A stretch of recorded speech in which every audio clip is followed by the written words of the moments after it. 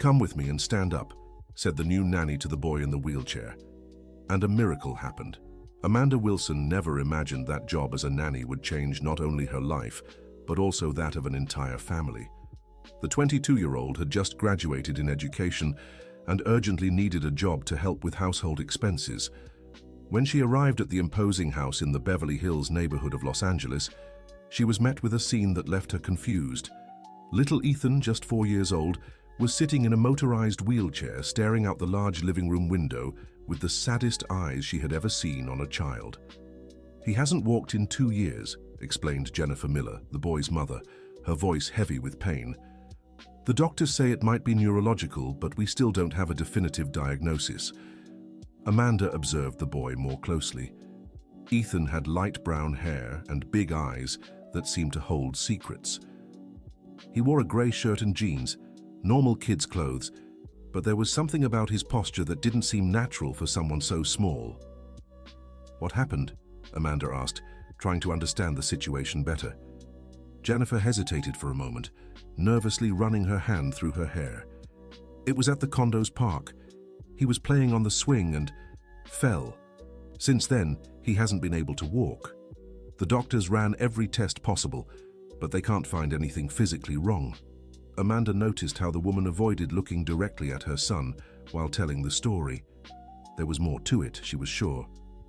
"Ethan, do you want to show me your toys?" Amanda asked, crouching to his level.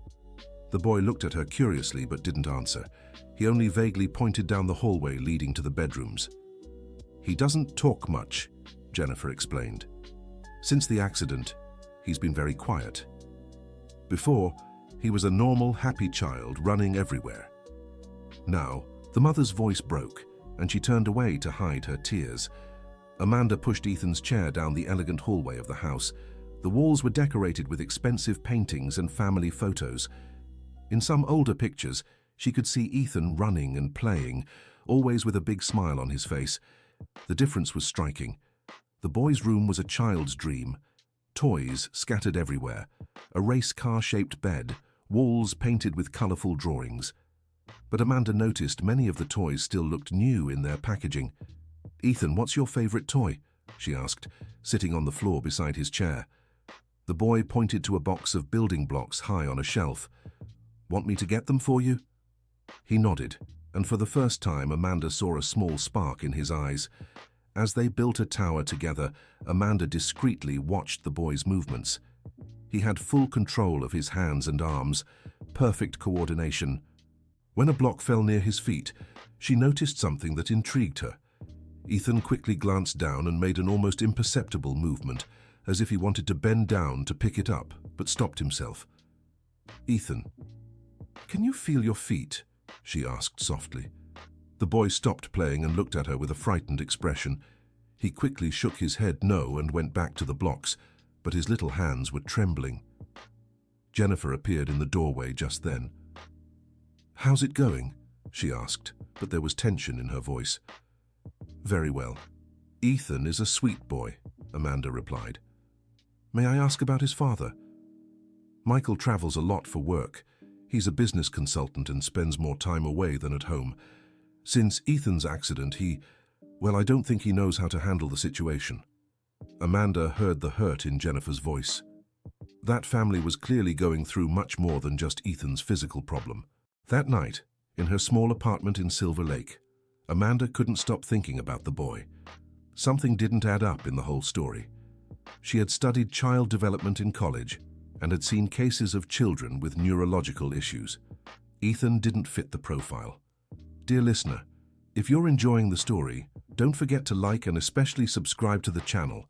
It really helps us who are just starting out. Now, continuing. The next day, Amanda arrived early at the Miller house. Jennifer had already left for a medical appointment with Ethan to see a new specialist. The housekeeper, Mrs. Johnson, a woman in her 60s, who had worked for the family for many years, was tidying up the living room. "Good morning, Mrs. Johnson. What was Ethan like before the accident?" Amanda asked, seizing the chance to talk privately with someone who knew the family well. Mrs. Johnson stopped cleaning and let out a deep sigh. "Oh, honey, that boy was pure energy. Was pure. He'd run all over the house, climb on everything, couldn't sit still for a minute. Jennifer was always chasing after him. And on the day of the accident? Were you here? Mrs. Johnson glanced around as if making sure they were alone. Yes, I was. It was a terrible afternoon. Jennifer was on the phone with work, one of those important calls she couldn't interrupt. Ethan kept asking her to play with him at the park, but she motioned for him to wait. And then? The boy threw a tantrum and ran off to the park alone. By the time we heard the scream, it had already happened. He'd fallen off the swing and was on the ground, crying hard. But you know what's strange? Amanda leaned in, intrigued. He got up on his own right away. He was crying but standing. Jennifer came running in a total panic, scooped him up, and said she was taking him to the hospital. When they came back, that's when he stopped walking. What do you mean? I don't know how to explain it. Explain. The doctor said nothing was broken, nothing was hurt, but suddenly Ethan just stopped using his legs. It was like he'd decided not to walk anymore. That piece of information changed everything in Amanda's mind. It wasn't a physical problem, she was sure now. It was something emotional, psychological. When Jennifer and Ethan returned from the appointment, the mother was visibly shaken. So, how did it go? Amanda asked. More of the same. Tests, exams, and no concrete answers. This doctor wants to do an MRI, but Ethan is terrified of machines. He goes into total panic. Amanda watched Ethan, whose eyes looked even sadder than the day before. She crouched down to his level. Ethan, do you want to play in your room? Just the two of us? The boy nodded, and she took him to his room. This time, instead of sitting on the floor, Amanda lay down completely, making herself even smaller than him. You know, Ethan, when I was little, I was scared of a lot of things. Afraid of the dark, afraid of thunder, afraid of so much. What about you? Are you afraid of anything? Ethan stared at her for a long time before answering. I'm afraid of Mommy getting mad, he said, in a voice so quiet she almost didn't hear it. Why do you think she'd get mad? Because of the park. She told me not to go, but I went anyway. Amanda's heart clenched. She was starting to understand the root of the problem. Ethan, can I tell you a secret? She whispered. The boy nodded, curious. When I was little, I disobeyed my mum once and got hurt. I thought she'd be mad at me forever, but you know what she did? What? She hugged me really tight and said she loved me, even though I'd done something wrong. Because that's what mommies do. They love us even when we mess up. Ethan stayed silent, processing those words. Your mommy loves you very much, Ethan, more than anything in the world. She's not mad at you. Then why does she cry so much? The boy asked, his eyes brimming with tears. Because it makes her sad to see you sad. She wants you to be happy again. At that moment, Ethan did something that completely surprised Amanda. He leaned forward in his chair, and for a second she was certain she saw his feet move, as if he wanted to get up. Ethan, she said softly, do you want to try standing, just to see how it feels?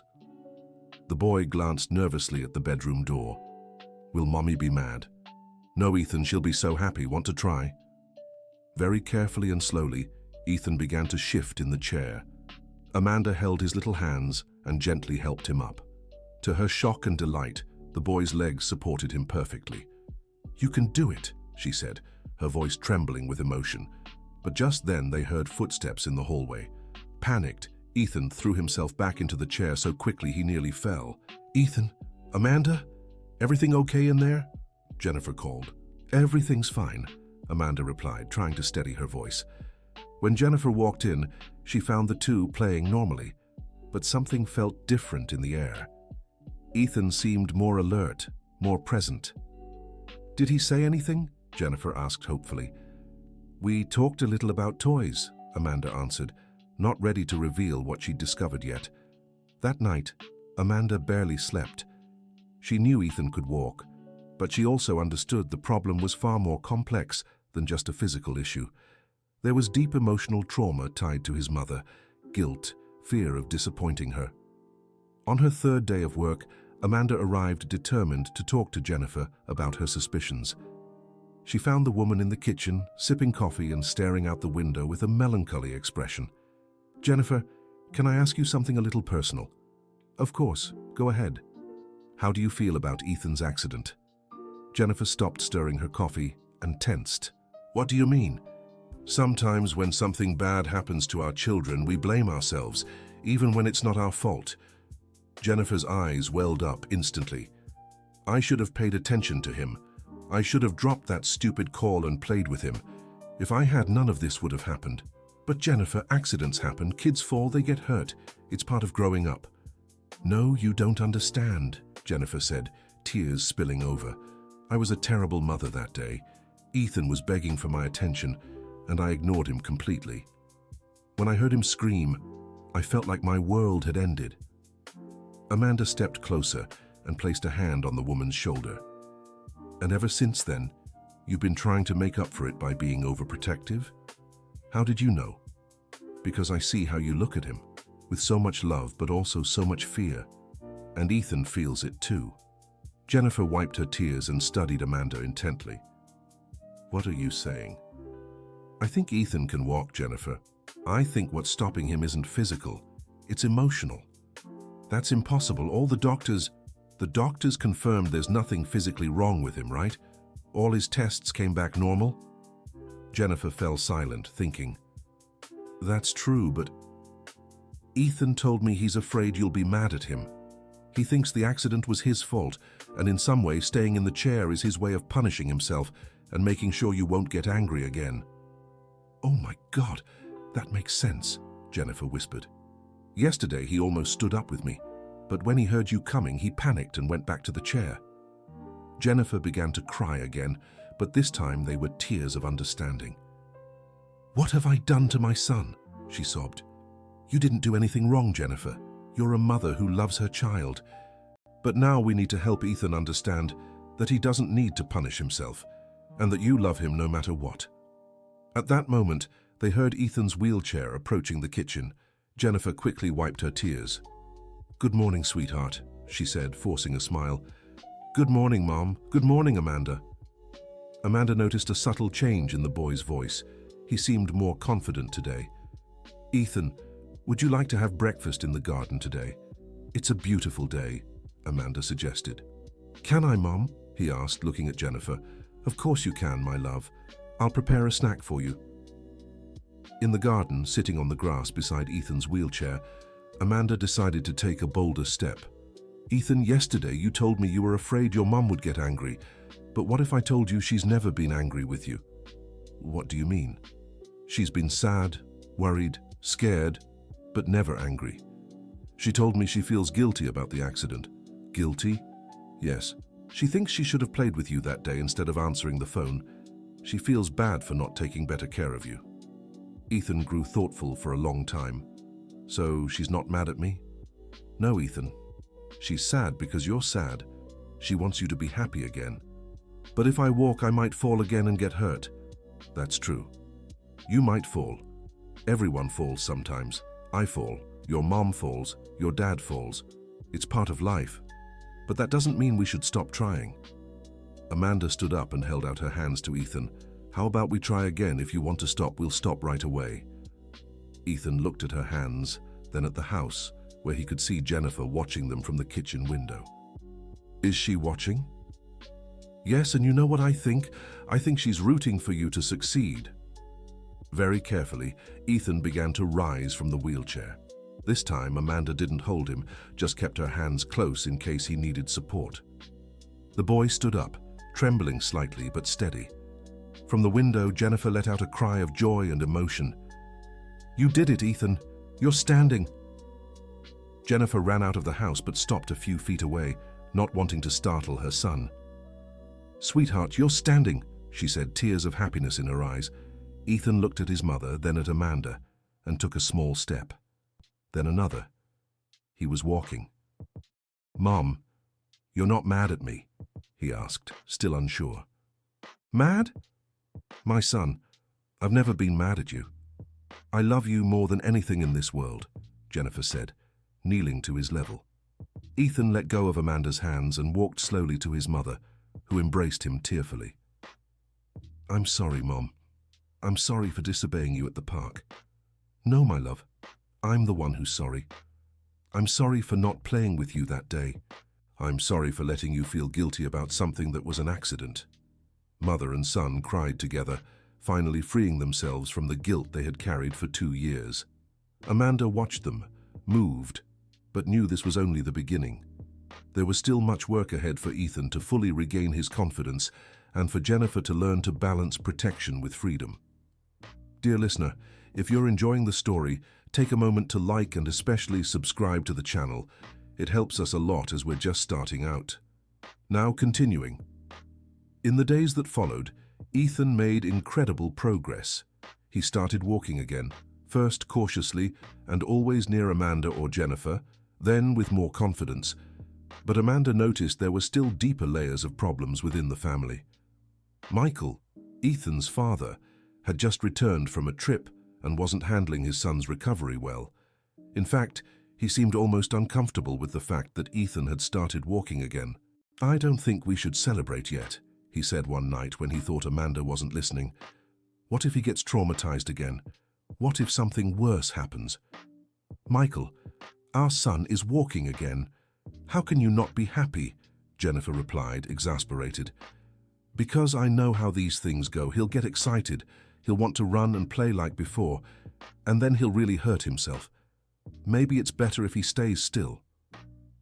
Amanda was shocked by those words. Michael was actually preferring to have a son who couldn't walk, rather than deal with the anxiety of possible future accidents. She decided to talk to Jennifer about it the next morning. "Jennifer, can we talk about Michael?" "Go ahead. I know you heard our conversation last night. How do you feel about his reaction?" Jennifer sighed and sank heavily into the kitchen chair. Michael has always been controlling, but after Ethan's accident, he became obsessive. He thinks if he can control everything around Ethan, nothing bad will happen. And you, what do you think? "I know we can't protect our children from everything. I learned that the hard way.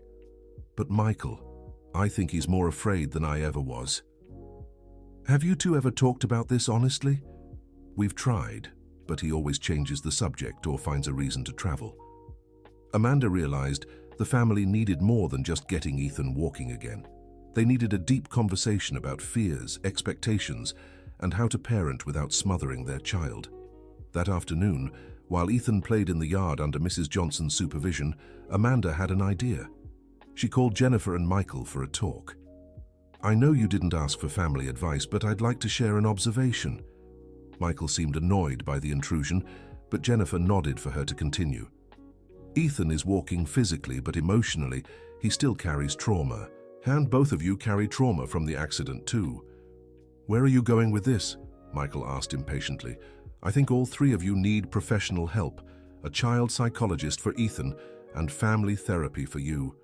"That's nonsense," Michael said. "The boy just needs to be careful not to hurt himself again." "Michael," Jennifer said with a firmness Amanda had never seen in her before, "Ethan spent 2 years unable to walk because of emotional trauma. If that's not reason enough to seek psychological help, I don't know what is. You want to expose our family to a stranger. You want everyone to know we can't take care of our own son." "It's not about not being able to take care of him," Amanda interjected. "It's about being able to take better care. You both love Ethan deeply, but sometimes love needs guidance so it doesn't become smothering." Michael stood up, clearly angry. "I'm not paying a fortune for someone to tell me how to raise my son." "So you'd rather pay a fortune for unnecessary doctors and tests?" Jennifer countered, "because that's what we've been doing for the past 2 years. The argument was heating up, and Amanda realized she'd touched a very sensitive nerve. But suddenly they heard Ethan's voice from the yard. "Mom, Dad, come see what I can do." The three went to the window and saw Ethan trying to climb a small tree in the yard with Mrs. Johnson nearby. Michael immediately ran outside.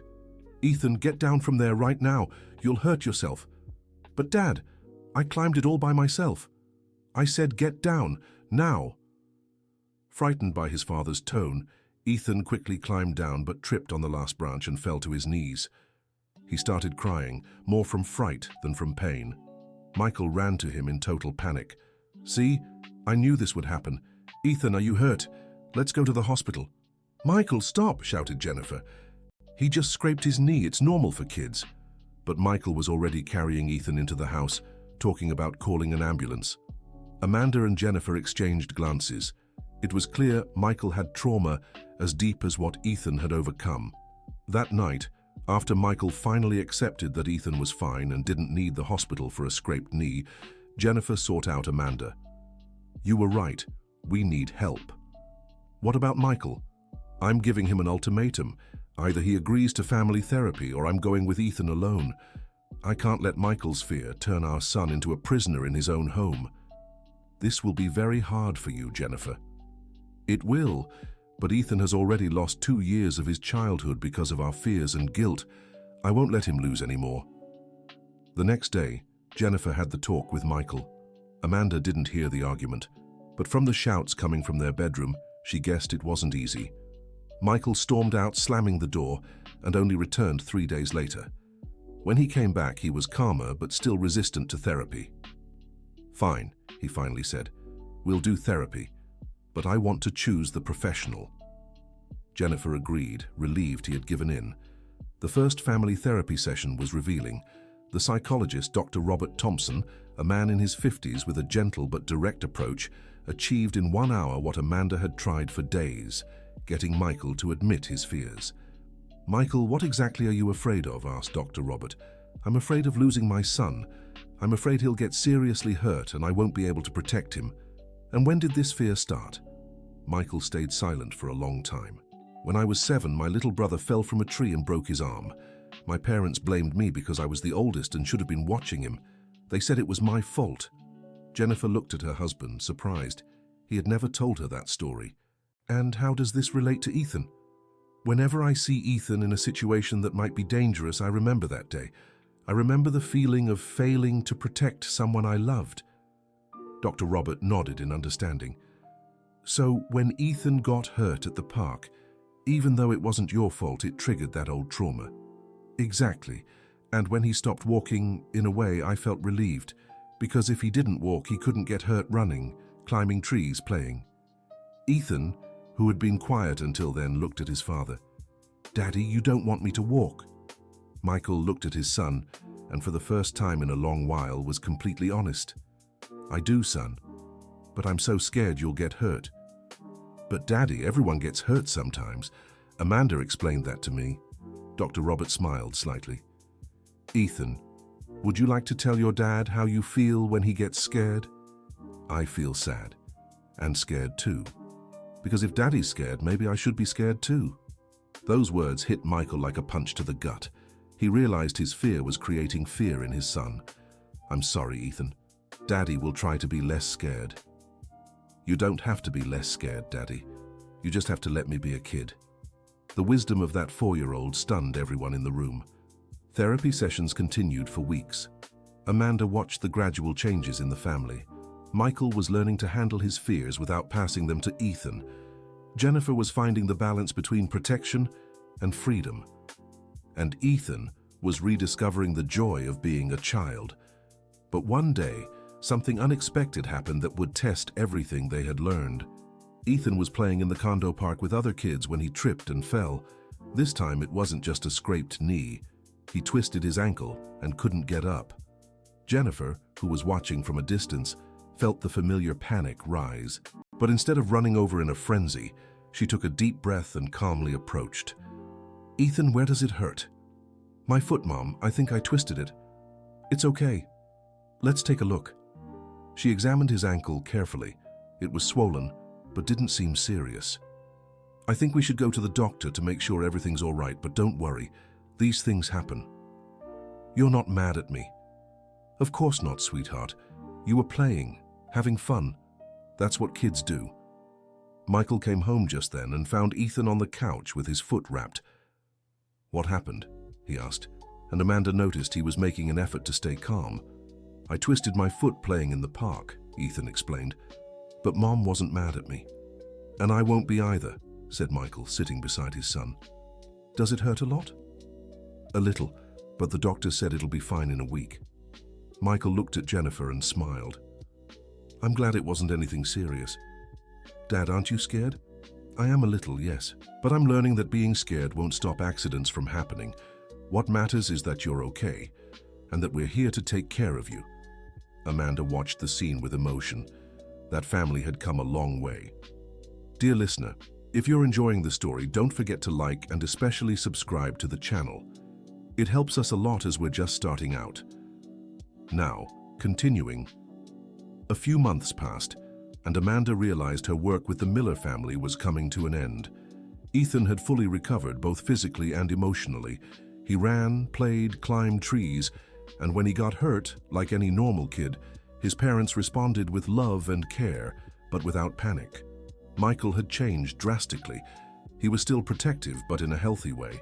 He played with Ethan, encouraged him to try new things, and when the old fear crept in, he took a deep breath and remembered the lessons from therapy. Jennifer had found the balance she'd always sought. She was loving and attentive, but no longer overprotective. She had gone back to work normally and no longer felt guilty about focusing on things other than Ethan. One morning, Jennifer called Amanda to talk. Amanda, I don't know how to thank you for everything you've done for our family. I just helped you find your way. The hard work was yours. Ethan will miss you, and so will we. You don't need me anymore. You've learned how to be a real family.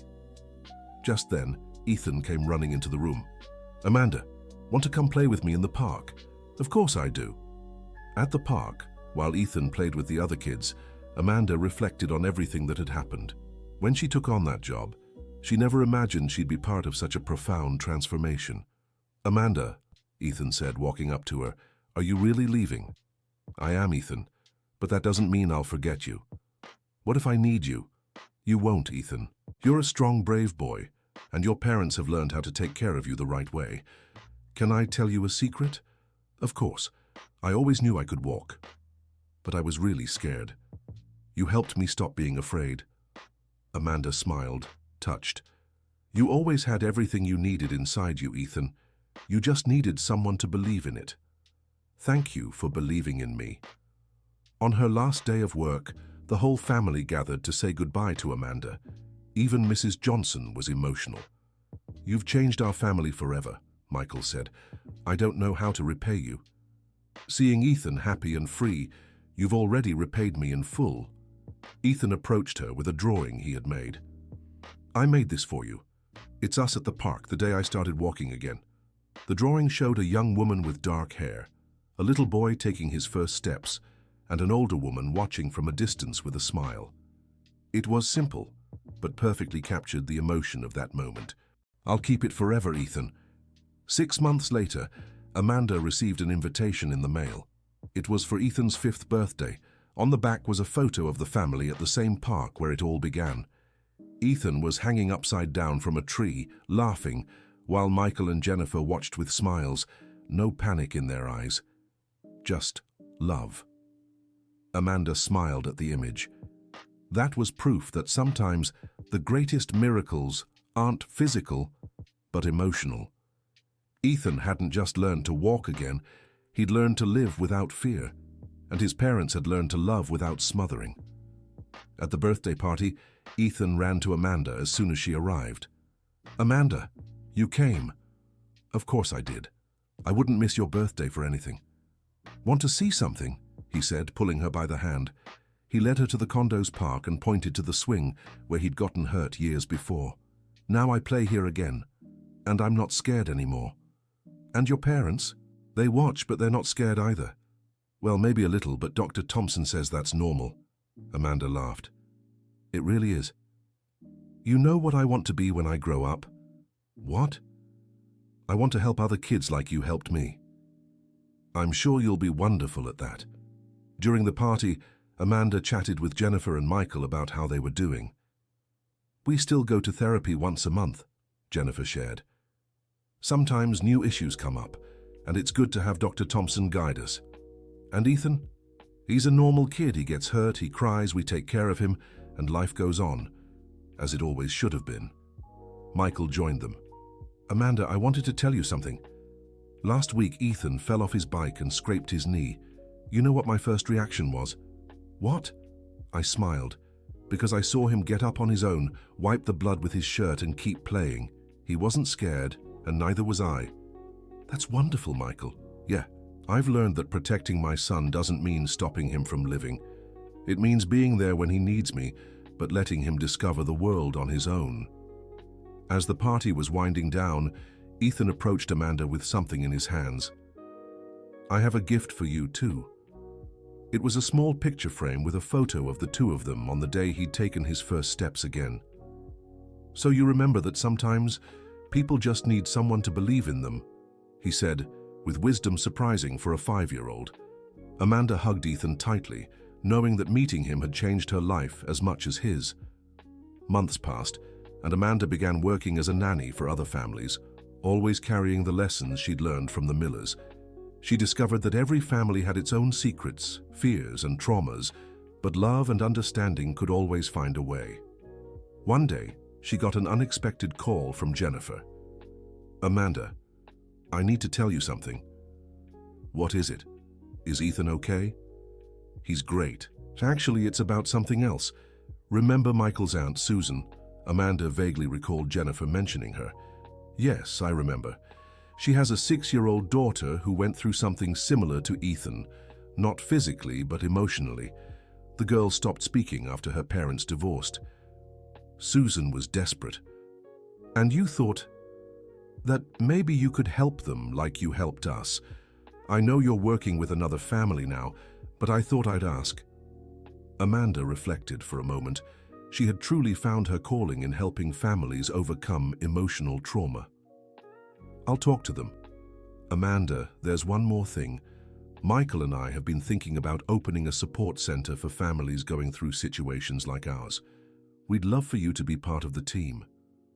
Really? Absolutely. You have a gift for this. And there are so many families who need your help. Amanda smiled, thinking of all the children and families who could benefit from a more compassionate and understanding approach to trauma. I accept. 2 years later, the Miller Family Support Center was in full swing. Amanda led a team of psychologists, educators, and therapists specializing in childhood trauma. They didn't just treat the children, but the entire family, understanding that often a child's struggles reflected their parents' unresolved issues. Ethan, now 7, sometimes visited the center with his parents. He had become a sort of mascot for the place, and his story inspired other families. This is Ethan, Amanda would always tell new families. 3 years ago, he was in a wheelchair, not because of physical issues, but emotional trauma. Now look at him. And Ethan, always eager to help, would talk to the other kids about how important it was not to be afraid to try new things, even when adults were worried. One day, a mother brought her 5-year-old son, who had stopped walking after witnessing a car accident. His story was different from Ethan's, but the outcome was the same: a child paralyzed by fear, physically and emotionally. I don't know what else to do, the mother said, desperate. All the doctors say there's nothing physically wrong with him. Amanda knelt to the boy's level as he sat in his wheelchair. Hi, I'm Amanda. What's your name? Noah, he answered shyly. Noah, would you like to meet a friend of mine? He used a wheelchair for a while too. Just then, Ethan came running down the hall. Hi, Noah. I'm Ethan. I had a wheelchair just like yours. Really? But you're walking now. Yep. Want to know how I did it? Noah nodded. First, I learned it wasn't my fault for being scared. Then I learned my parents loved me even when I was afraid. And Amanda helped me remember how fun walking can be. But what if I fall? Oh, you will. I still fall. Look, Ethan showed a scrape on his knee. Fell off my bike yesterday. Hurt a little, but it was okay. Did your parents get mad? Nope. They just fixed me up. Because accidents happen, but we can't stop living because of them. Amanda watched the two boys talk, knowing sometimes a child who's been through the same experience could do more than any adult. Noah, want to try standing up? Ethan asked. I'll stay right beside you. Noah looked at his mother, who nodded encouragingly. It's okay, sweetheart, try. With Ethan and Amanda's help, Noah managed to stand. His legs shook, but they held him. I did it, he shouted, thrilled. Noah's mother burst into happy tears, and Amanda smiled, knowing another family had begun their healing journey. Years passed, and the Miller Family Support Center became a benchmark in childhood trauma treatment. Amanda had further specialized, taking courses and becoming a recognized therapist. Ethan grew into a confident, empathetic young man. Her experience had shaped her personality in a positive way. He was naturally protective of younger children and had a special ability to handle people going through emotional hardships. On his 15th birthday, Ethan gave a speech that moved everyone at the center. When I was 4, I thought my life was over. I believed I'd never be happy again, that my parents would always be disappointed in me. But Amanda taught me something very important. Our fears don't define who we are. Our choices do. He looked at Amanda, who was in the audience smiling proudly. Today, I choose to help other kids the way Amanda helped me, because I learned that when someone believes in you, you can do anything. Michael and Jennifer, now with graying hair but smiles even brighter than before, clapped tearfully. Our son has become an amazing man, Jennifer whispered to Amanda. He always was amazing, Amanda replied. He just needed to realize it. That night, after the party, Amanda was organizing her office at the center when she found the first drawing Ethan had made for her, over 10 years ago. It was the two of them at the park, on the day he had started walking again. She smiled, remembering how it all began. An insecure young nanny, a family shattered by trauma, a child paralyzed by fear, and how love, patience, and understanding had transformed everything. Her assistant knocked on the door. Amanda, another family just arrived. A 6-year-old girl who stopped speaking after her grandmother passed away. The parents are desperate. Amanda carefully put away Ethan's drawing and stood up. Let's meet them. Because she had learned that every story was unique, but they all had something in common. People needing someone to believe in them, to have patience with their fears, and to help them remember they were stronger than they thought. And as she walked to greet the new family, Amanda smiled, thinking Ethan was right. Sometimes people just need someone to believe in them. End of story. Now tell me what you thought of this story and where you're watching from. Do you think Amanda made the right decisions? How would you react if you were Ethan's mother? Leave your thoughts in the comments. Thank you so much for joining us, and don't forget to like and subscribe to the channel.